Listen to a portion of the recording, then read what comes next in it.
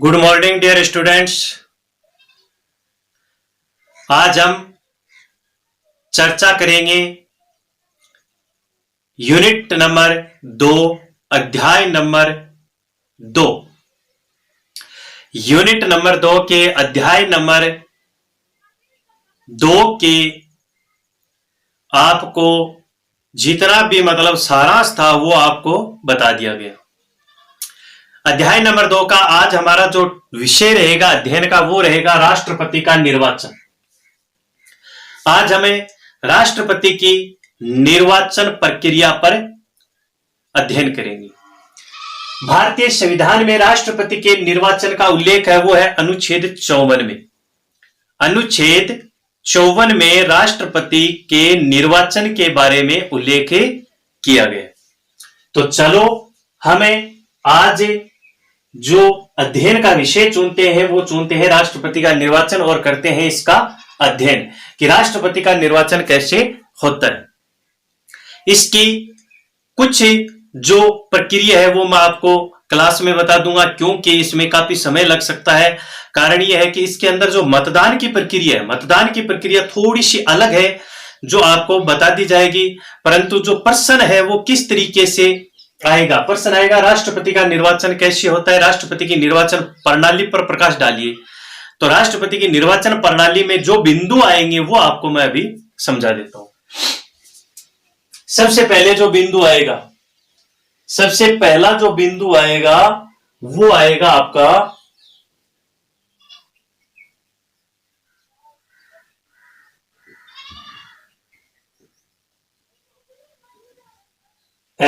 अप्रत्यक्ष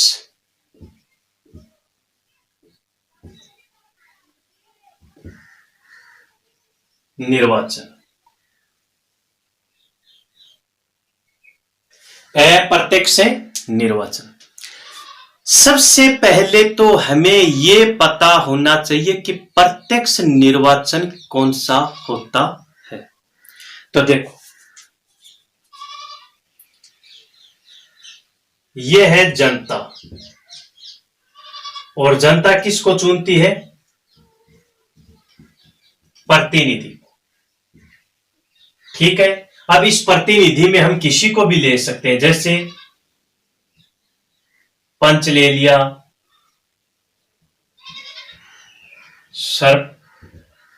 सरपंच ले लिया,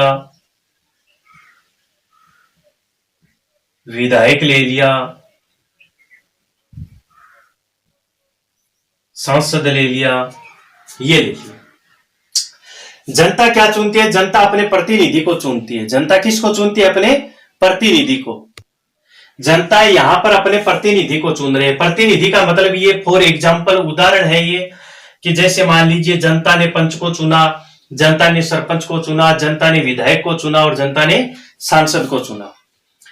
तो यहां पंच को कौन चुन रहा है? पंच को सीधा जनता चुन रही है। सरपंच को कौन चुन रहा है? सीधा जनता के द्वारा चुना जा रहा है। विधायक कौन चुन रहा है? जनता। सांसद कौन चुन रहा है? जनता।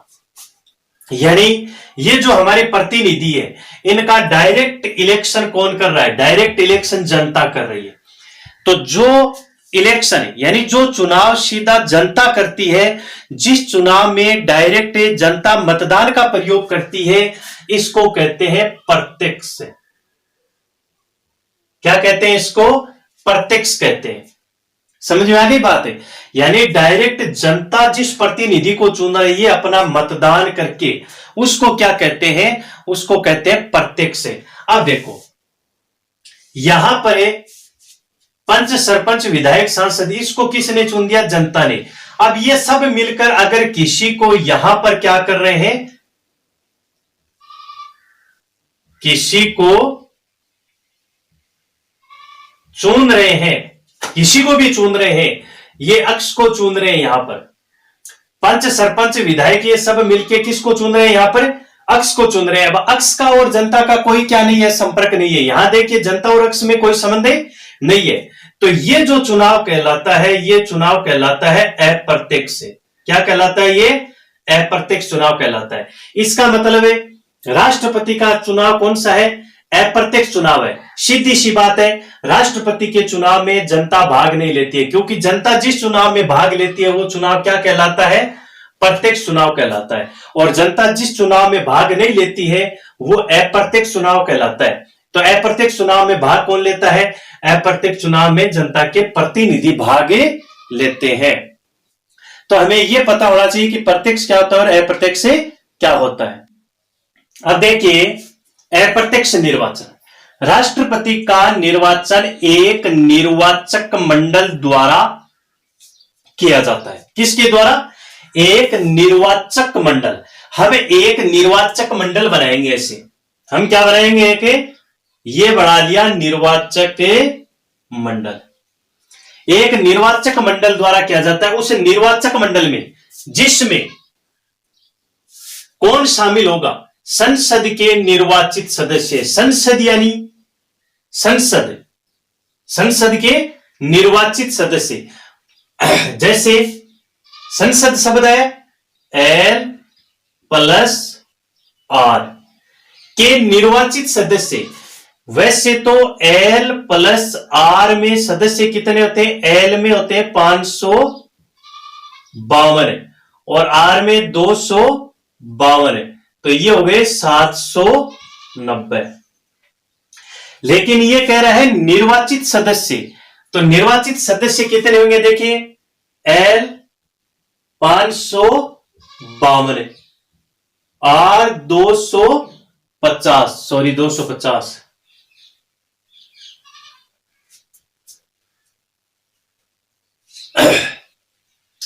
ये तो इसकी अधिकतम सदस्य संख्या। वर्तमान की बात करें तो यहां कितना आ जाएगा? 545 और 245।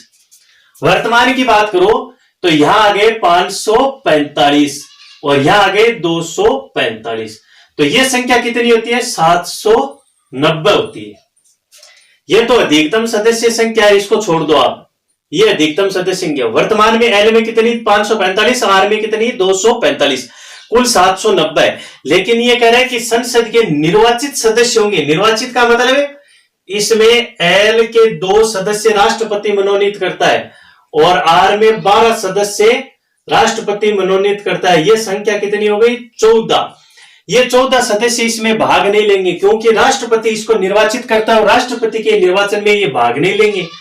तो इसकी संख्या 790 माइनस 14 बराबर 776। ये 776 राष्ट्रपति के चुनाव में भाग लेते हैं। संसद के निर्वाचित सदस्य यानी संसद के केवल निर्वाचित सदस्य ही भाग लेंगे। राष्ट्रपति द्वारा मनोनीत सदस्य इसमें भाग नहीं लेते हैं। तो राष्ट्रपति कितने सदस्य मनोनीत करता है? संसद में, संसद यानी L प्लस R में कितने सदस्य मनोनीत करता है? 14 सदस्य मनोनीत करता है। तो वो 14 सदस्य इसके निर्वाचन में भाग नहीं लेंगे। तो इसके L और R की संख्या कितनी होगी? 776। ये पहला पॉइंट हो गया। दूसरा पॉइंट क्या कह रहा है? संघ व राज्य विधानसभा के सदस्य। संघ का मतलब होता है केंद्र शासित प्रदेश। केंद्र शासित प्रदेश। देखो, राष्ट्रपति के निर्वाचन में 2 ही केंद्र शासित प्रदेशों को मान्यता मिली हुई है। कौन कौन से हैं 2 केंद्र शासित प्रदेश? एक तो है आपका दिल्ली और एक है आपका पांडिचेरी। एक दिल्ली और दूसरा पांडिचेरी। समझ में आ गई बात है? संघ शब्द किसके लिए आया है? संघ शब्द आया है आपका केंद्र शासित प्रदेश।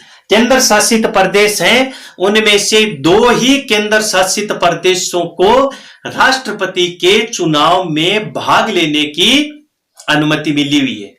वो भी कौन कौन से हैं? दिल्ली और पांडिचेरी।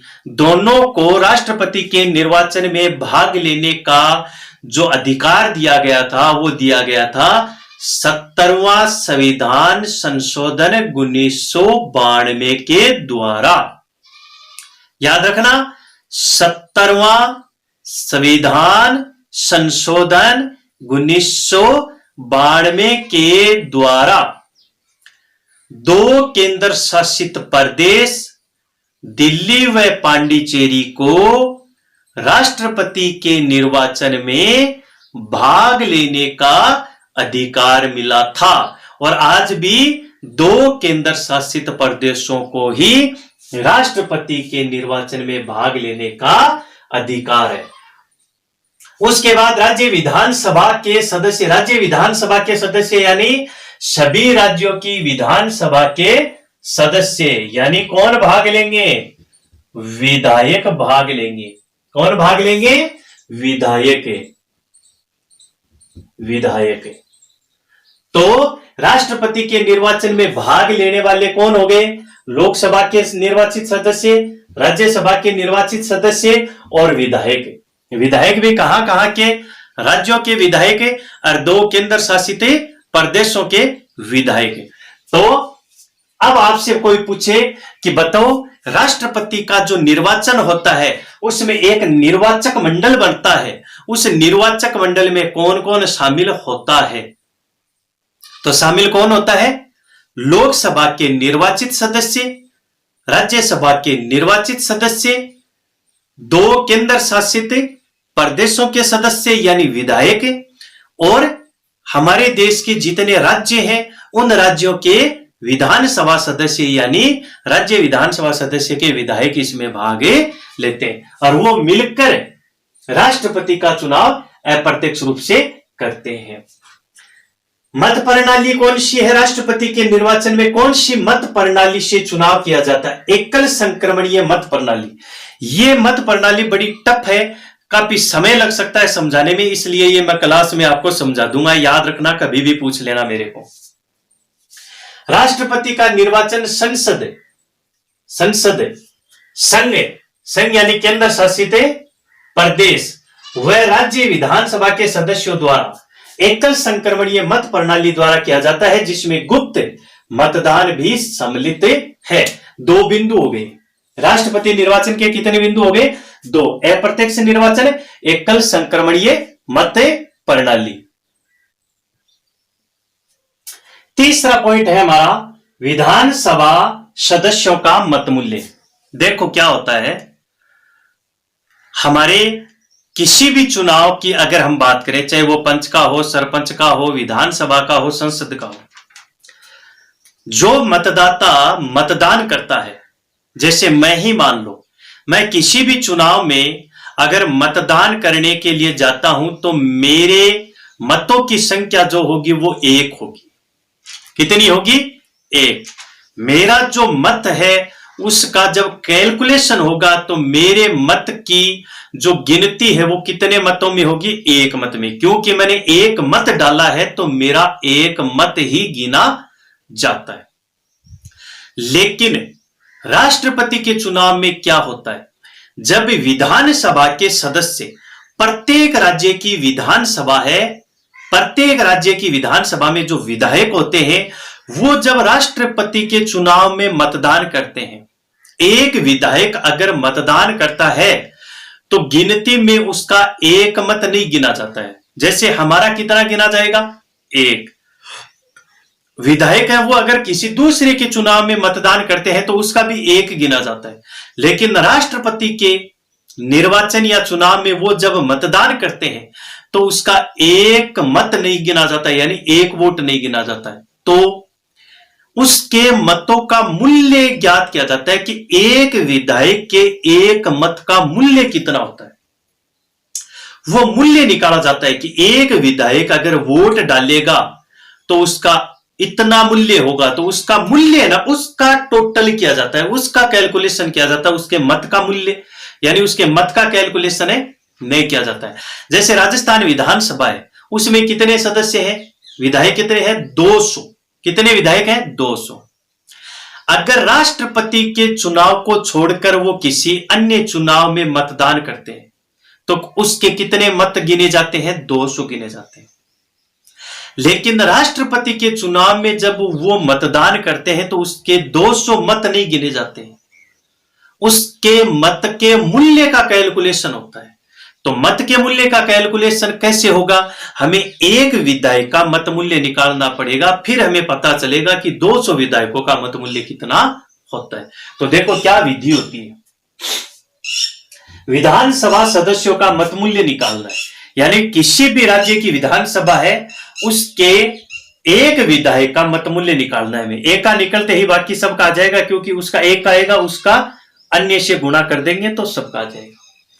तो देखो क्या तरीका होता है, राष्ट्रपति के निर्वाचन में विधानसभा सदस्यों का मत मूल्य निर्धारित किया गया है। क्या कह रहा है ये, राष्ट्रपति का जो निर्वाचन होता है उसमें विधानसभा के सदस्य हैं, उनका मत मूल्य निर्धारित किया गया है, यानी उसका मत नहीं जोड़ा जाता है, उसके मत का मूल्य कितना है वो टोटल जोड़ा जाएगा, मतों की संख्या नहीं जोड़ी जाएगी। तो देखो किसी भी राज्य की विधानसभा है उसके एक विधायक का मत मूल्य निकालना है, तो उसका तरीका क्या है, यह सूत्र है। ये क्या है, सूत्र है।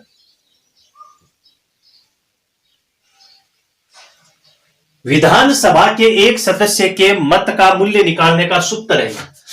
सूत्र क्या है, राज्य विधानसभा सदस्यों का मत मूल्य बराबर है 1971 की राज्य की जनसंख्या। 1971 की राज्य की जनसंख्या। आप कौन से राज्य के विधानसभा सदस्यों का मत मूल्य निकाल रहे हैं, उस राज्य की 1971 में जनसंख्या कितनी थी वो ले लो, पहले ले ली। उसके बाद उससे राज्य की विधानसभा के सदस्यों की संख्या बट्टा में लिखो। पहले तो आपको क्या लेना पड़ेगा, जिस राज्य की विधानसभा के विधायकों का मत मूल्य निकाल रहे हैं, चाहे उत्तर प्रदेश का निकालो, चाहे बिहार का निकालो, चाहे राजस्थान का निकालो, चाहे गुजरात का, चाहे हरियाणा, चाहे पंजाब का, किसी भी राज्य का निकालो, उसमें अगर आपको एक विधायक के मत का मूल्य निकालना है तो सबसे पहले आपको क्या लेना पड़ेगा, सूत्र देखो क्या है, राज्य विधानसभा सदस्यों का मत मूल्य सूत्र है 1971 की राज्य की जनसंख्या। सबसे पहले आपको उस राज्य की 1971 की जनसंख्या लेनी पड़ेगी, वो कितनी थी, बट्टा विधानसभा सदस्यों की संख्या, बट्टा में वर्तमान में उसकी विधानसभा की सदस्य संख्या कितनी है वो लिखनी। उसके बाद भाग कितने का देना है, 1000 का भाग देना है, ये है सूत्र। अब देखो नोट, संविधान में 84वां संविधान संशोधन 2001 करके राष्ट्रपति के निर्वाचन में प्रत्येक राज्य की 1971 की जनसंख्या को आधार माना गया है।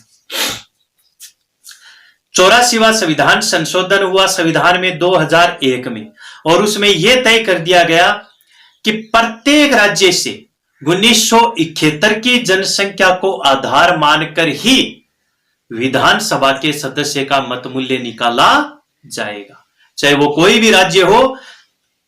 जनसंख्या का जो आधार मानेंगे वो 1971 का ही मानेंगे। तो किसी भी राज्य का निकालो, जनसंख्या 1971 की ही होगी, और जनसंख्या आपको पता है प्रत्येक राज्य की अलग अलग होगी, और विधानसभा सदस्य भी प्रत्येक राज्य की अलग अलग है। अब देखो, आपको समझाने के लिए मैंने यहां पर ले लिया उदाहरण, कहां का, राजस्थान का उदाहरण ले लिया। कहां का उदाहरण ले लिया, राजस्थान का। राजस्थान विधानसभा सदस्यों का मत मूल्य निकालना है, यानी राजस्थान की विधानसभा के जो सदस्य विधायक हैं, हमें एक विधायक के मत का मूल्य निकालना है कि एक विधायक राजस्थान से अगर राष्ट्रपति के निर्वाचन में भाग लेता है तो उसका मूल्य कितना माना जाता है। तो देखिए, राजस्थान विधानसभा सदस्यों का मत मूल्य निकालने के लिए सूत्र क्या है, 1971 की राज्य की जनसंख्या। हमने 1971 की राज्य की जनसंख्या ले ली राजस्थान की। राजस्थान की 1971 में जनसंख्या कितनी थी, कितनी थी, 257,65,806। ये 1971 की जनसंख्या ले ली। फिर बट्टा विधानसभा सदस्यों की संख्या, वर्तमान में राजस्थान विधानसभा सदस्यों की संख्या कितनी है, 200 है। फिर 1000 का क्या देंगे, हमें भाग देंगे। अब आपको करना कैसे, पहले आप ये 1971 की जनसंख्या, इसमें 200 का भाग दे दो, जो संख्या आती है उसमें 1000 का भाग दे दो। कितने का दे दो, 1000 का भाग दे दो। उदाहरण है ये, राजस्थान का उदाहरण लिया हमने कि राजस्थान की 1971 में जनसंख्या इतनी थी। राजस्थान विधानसभा की सदस्य संख्या 200 है और सूत्र में भाग भी 4 का लगेगा। हमने पहले 1971 की जनसंख्या में विधानसभा सदस्य संख्या 200 इसका भाग दे दिया, जो संख्या आई उसमें 1000 का भाग और दे दिया। फिर यहां जो संख्या आई वो संख्या कितनी आई, वो आई 128.82 128.82। अब पॉइंट में अगर 50 से ऊपर जाते ही एक प्लस हो जाता है, तो हमने इसका कितना बढ़ा दिया 29। यानी राजस्थान में अगर कोई विधायक राष्ट्रपति के चुनाव में भाग लेके अपना एक मत डालता है, अपना एक मत, एक सदस्य यानी एक विधायक का मत मूल्य 129 है। अगर राष्ट्रपति का चुनाव हो रहा है, उसमें राजस्थान की विधानसभा से एक विधायक अगर मतदान करता है तो उसका कितना मत जोड़ा जाता है 129। कितना मत एक डाला उसने, लेकिन उसका एक मत नहीं जुड़ेगा, वहां पर 129 मत एक विधायक के जुड़ेंगे। तो 200 विधायकों के कितने मत हुए, 200 नहीं होंगे, 200 इंटू 129। आगे बात समझ में। इस तरीके से राज्य विधानसभा के सदस्य का मत मूल्य निकाला जाता है। इसी तरीके से आप किसी भी राज्य का निकाल सकते हैं। आपको 2 चीजों की आवश्यकता पड़ेगी जिस राज्य का निकाल रहे हैं उसका। क्या? एक तो 1971 की जनसंख्या ले लो उस राज्य की, और वर्तमान में उस राज्य की विधानसभा सदस्य संख्या ले लो, फिर उस राज्य के एक विधायक का मत मूल्य निकाल लो।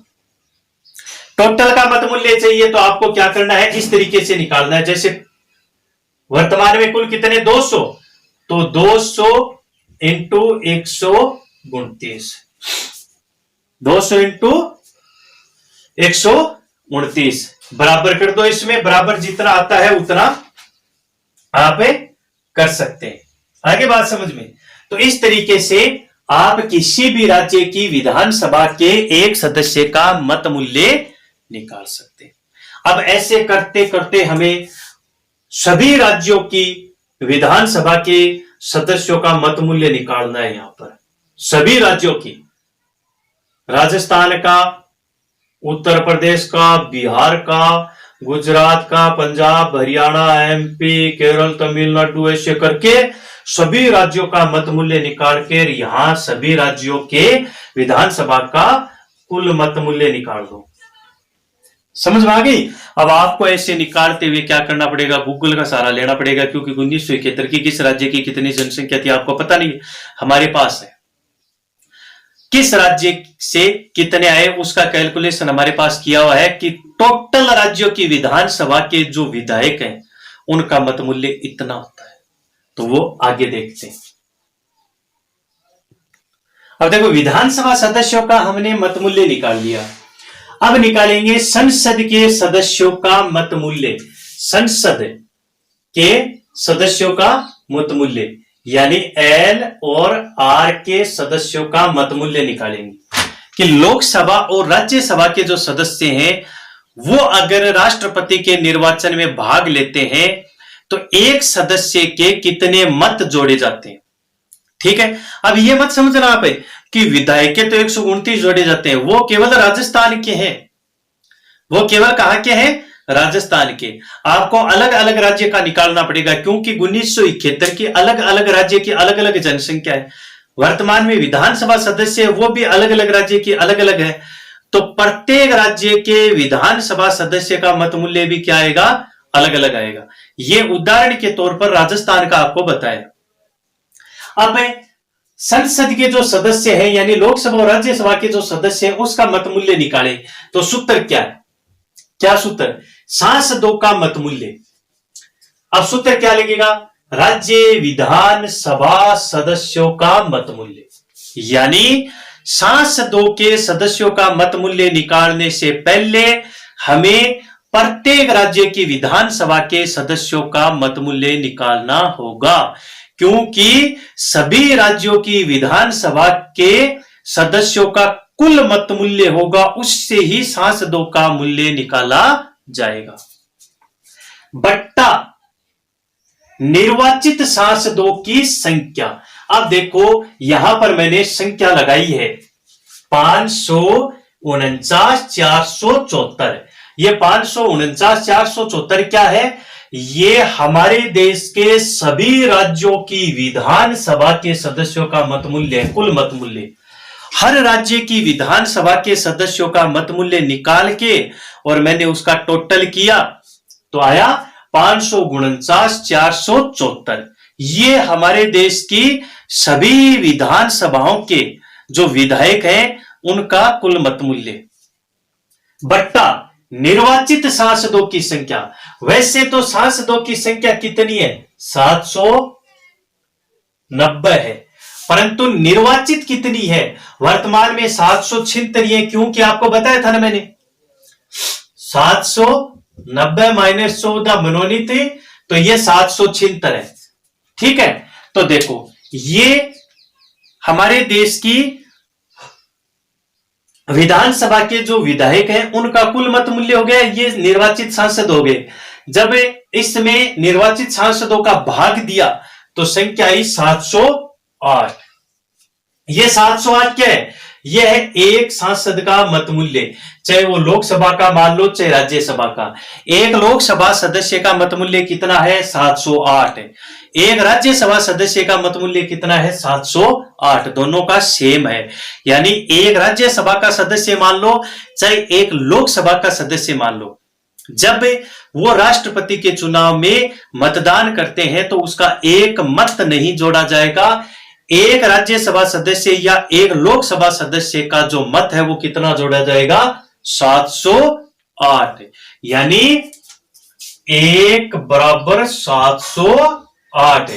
मत कितना दिया? एक ही दिया, लेकिन जुड़ेंगे कितने? 708 जुड़ेंगे। उसका मत नहीं जोड़ा जा रहा है, उसके मत का क्या जोड़ा जा रहा है? मूल्य जोड़ा जा रहा है। एक लोकसभा सदस्य या एक राज्यसभा का सदस्य राष्ट्रपति के चुनाव में भाग लेता है तो उसका एक मत नहीं बल्कि उसके एक मत का मूल्य जोड़ा जाता है, वो है 708। तो निर्वाचित सदस्य कितने हैं? 776। 776 सांसदों का मत मूल्य कितना होगा? तो 776 इंटू 708 बराबर 549,408। ये हो गए सांसदों का कुल मत मूल्य। ये सांसदों का कुल मत मूल्य, और ये हो गया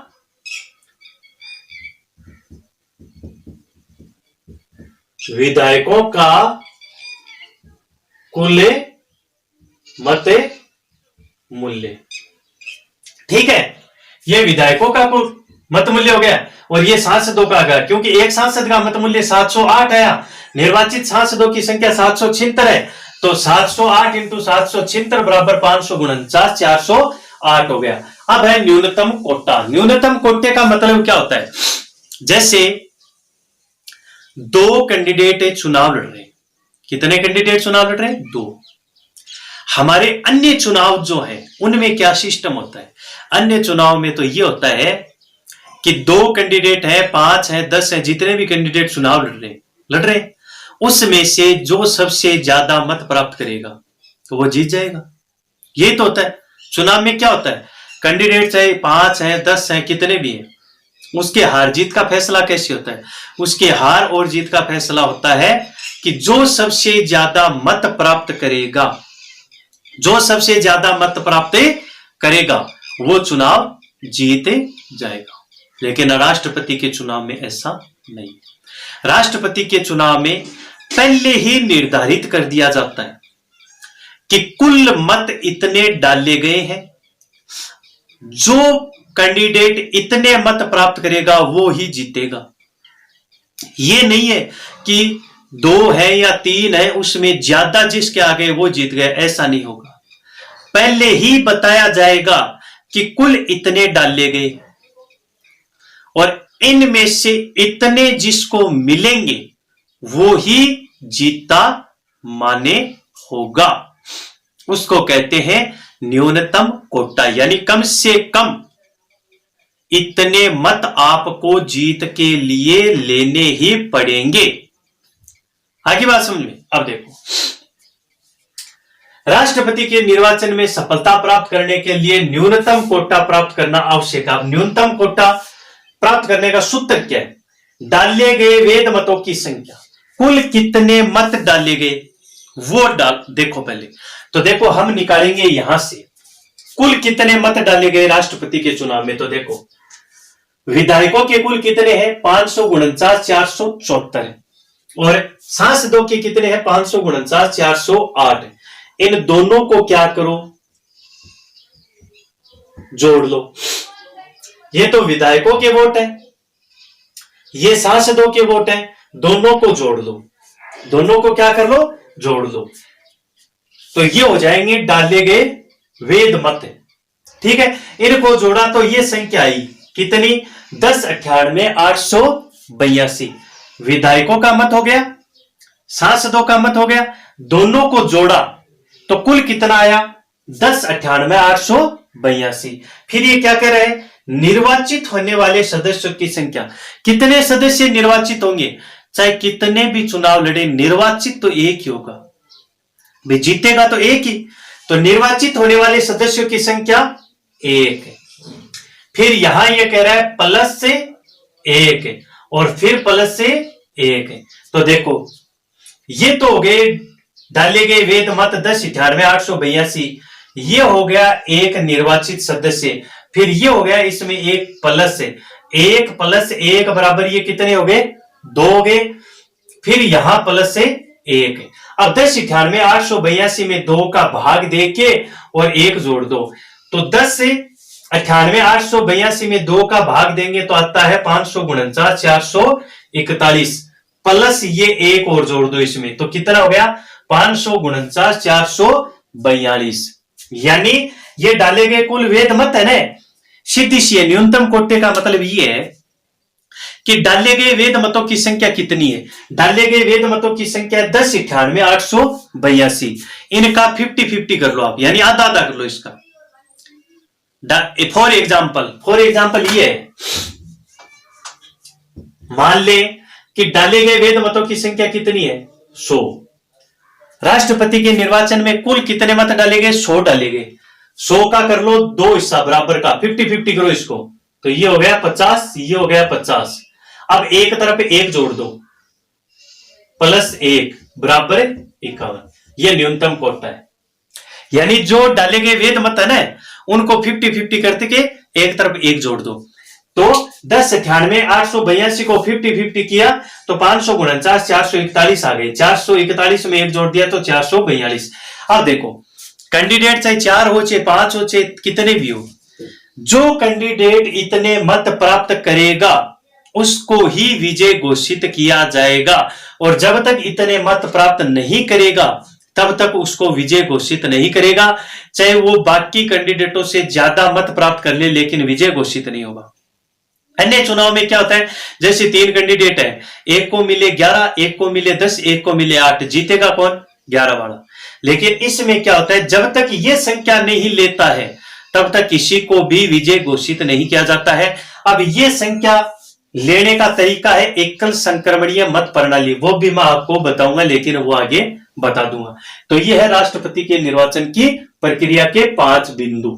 ठीक है, इसको ध्यान से पढ़ो और ध्यान से समझो। होमवर्क की है वो PDF है, डाल दी जाएगी।